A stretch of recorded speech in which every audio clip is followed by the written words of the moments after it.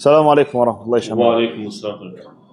Qardaş soruşur ki, Ayət-el Kürsü nə üçün bu adla adlandırılıb? Burada söhbəti keçən kürsü hansıdır?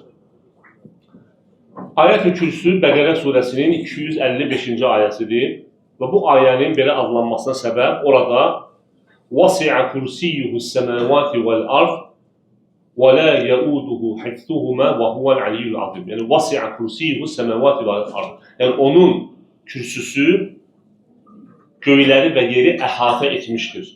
Bu cümlə keçdiyinə görədir və kürsü də bildiyimiz kimi ərşin ayaqlığına deyirlər. Ərşin ayaqlığı. Keyfiyyətini Allah bilir, lakin biz ispat edirik. Növbət sual. Sübh namazı vaxtı saat çaldı. Oyanıb saatı söndürdüm ki, birazdan duraram. Lakin yatıb namazı qəza etdim. Bu qəza namazını mən təzədən qılmalıyam mı?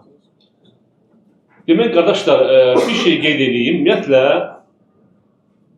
qəza namazı o namaz sayılır ki, insan özündən asılı olmayaraq, yəni üzürlü səbəbdən. Üzürlü səbəb də nədir? Yatıb qalıb və ya unudaraq buraxdığı namazlardır. Yəni qəza namazı budur və bu namazlar qəza edilir. Yəni bir insan əgər namaza yatıb qalıbsa və ya unudubsa, oyanan kimi və ya xatırlayan kimi bu namazları qılır. Necə ki, Peyğəmbərimiz sallallahu əleyhi və səlləm buyurur ki, kim namaza yatıb qalarsa və ya unudarsa, onu oyanan kimi və ya xatırlayan kimi qılsın. Və onun vaxtı, həmin namazın da vaxtı məhz o vaxtdır. Lakin əgər insan bir namazı üzürlü olmayan səbəbdən, yəni heç bir üzürlü səbəb yoxdur, səhlənkarlıqdan buraxarsa və səhlənkarlıq da nədir? Məsələn, oturub televizora baxır, deyir ki, qılacam namazı. Zöhr vaxtının namazın vaxtı girir, deyir, qılaram, durub qılaram. Biraz keçir, yenə qılaram və bir də baxır ki, namazın vaxtı keçdi. Bu səhlənkarlıqdır. Belə namaz qəza edilmir. Bu namazı, daha doğrusu alimlər, bəzi alimlər deyir, edilir, bəziləri deyir, doğru rəy ki, edilmir. Bu namazı sən itirdin. Bu namazı sən itirdin. Sadəcə buna görə tövbə etmək düşür, tövbə edir insan və nafilə ibadətləri çoxaldır ki, demək, onun əvəzində, həqiqətən yaxşı əməllər günahları silib aparır. İndi qardaşım bu dediyi vəziyyət, hal, mən bilmirəm, yəni əgər həqiqətən də qardaş çox yuxulu olub, yəni belə deyək, o xəbərdarlıq siqnalıdır.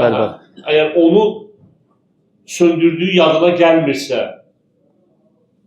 və yaxud çox yuxulu, həddindən artıq elib o dərəcə yuxuludur ki, yəni nə elədiyini bilmir. Belə bir halsa onda qəza eləsin. Yox, əgər özü səhlənkarlıq edibsə, söndürüb, sonra qılaraq, bu səhlənkarlıqdır. Bir qadın iki kişinin arasından keçə bilərmi? Burada bir qadağa yoxdur ki.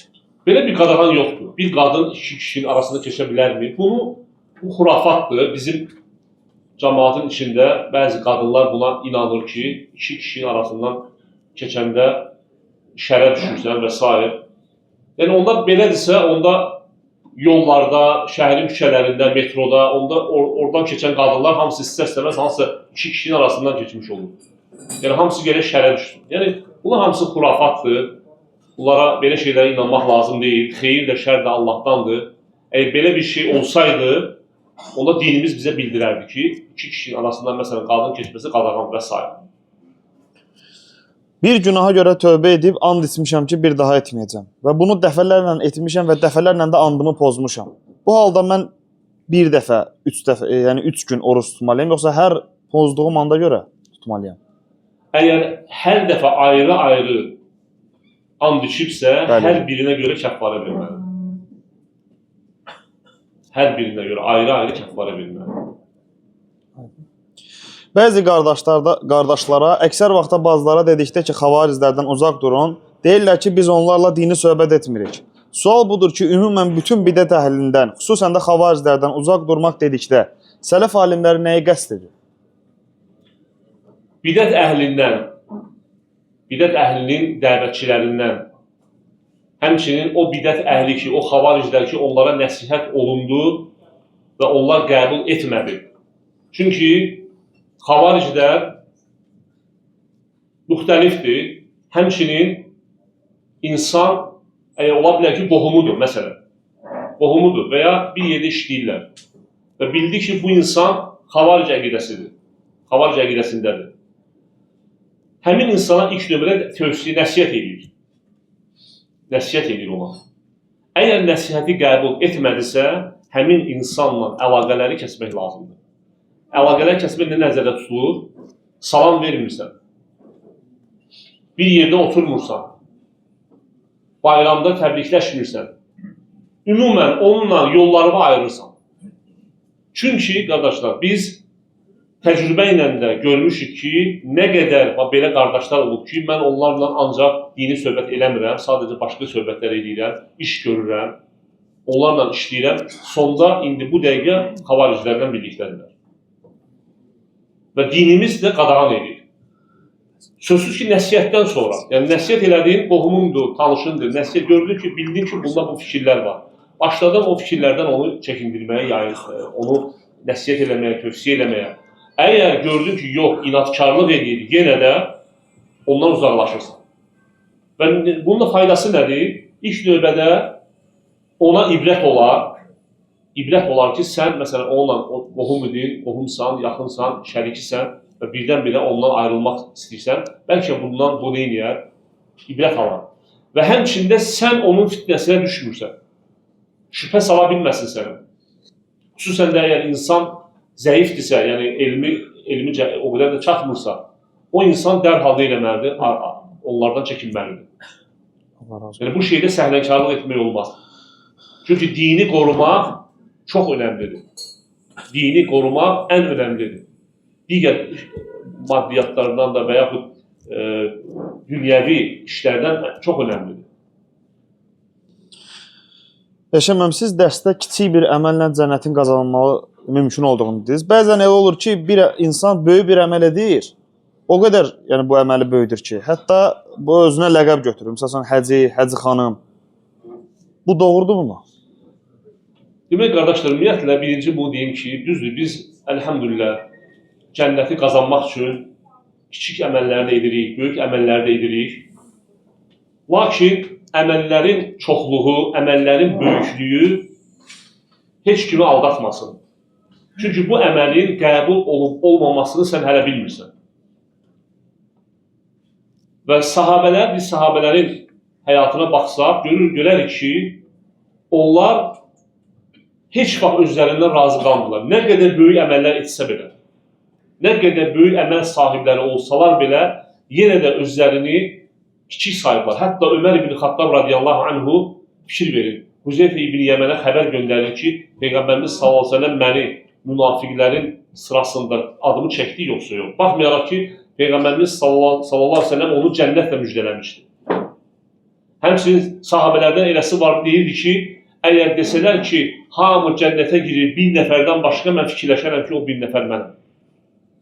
Yəni, belə şeylər gərək əməllər insanı aldatmasın.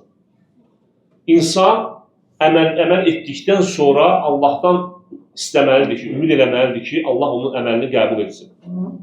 O, Quran-ı Kərimdə səhv etmirəmsə Nisa surəsindədir, ayə nazil olanda o kəslər ki, yəni möminlər o kəslərdir ki, onlar üzərlərinə düşən vacibləri yerinə yetirir və Rəblərinin hüzuruna qayıdacaqlar deyə qorxurlar. Bu ayə nazil olanda Ayşə radiyallahu anhə Peyğəmbərimiz sallallahu əleyhi və səlləmə sual verir ki, ey Allahın elçisi, bu ayədə kimlər nəzərdə tutulur? O kəslər ki, onlar həm ibadət edir, namaz qılır, oruç tutur, zəkat və həmçinin böyük günahlar edirlər. Peyğəmbərimiz sallallahu əleyhi və səlləm nə deyir ona? Deyir, xeyr. Ey Siddiqin qızı, bu ayədə o kəslər nəzərdə tutulur ki, onlar namaz qılır, zəkat verir, oruç tutur, həc edir və qorxur ki, onlardan qəbul olunmayacaq.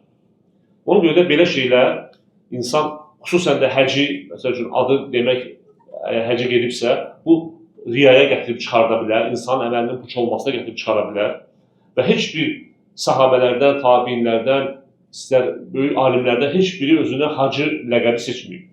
Onun görə düzgün deyil belə eləmək. Sonuncu sual. Sizin dərsdə qeyd etdiyiniz itə su verən qadın namaz qılan idimi? Biz bunu xavariclərə cahilliyin üzürlü olmasına dəlil gətirə bilərikmi? Bu barədə məlumat gəlməyib. Demək, hədisdə bu barədə qeyd olunmuyor. Yəni, bu qeyd olunmuyor. sadəcə qeyd olunur ki, İsrail oğullarından, yəni Bəni İsraildən olan bir qadın, zinakar qadın. Yəni, Allah bilir. Ola bilər ki, insan, həmin qadın onların dövrünə görə mömin olub, sadəcə böyük günah sahibi olub, Allah da onun bu əməlinə görə onun böyük günahını bağışlayır və onu tövbəyə müvəffəq edir. Ola da bilər, qeyri-müsəlman olub, yəni öz dövrünə görə, Allah bu əməlinə görə, hər bir halda Allah bağışlayıb ona. Hədisdə belə qeyd olunur. Hədisdə qeyd olunur ki, yəni buradan düzdür, o faydan götürülmür. Çünki Allah onu bağışladı.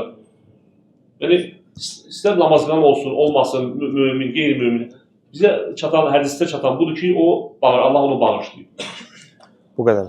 Allah razı olsun. Allah bizi işli faydalı etsin.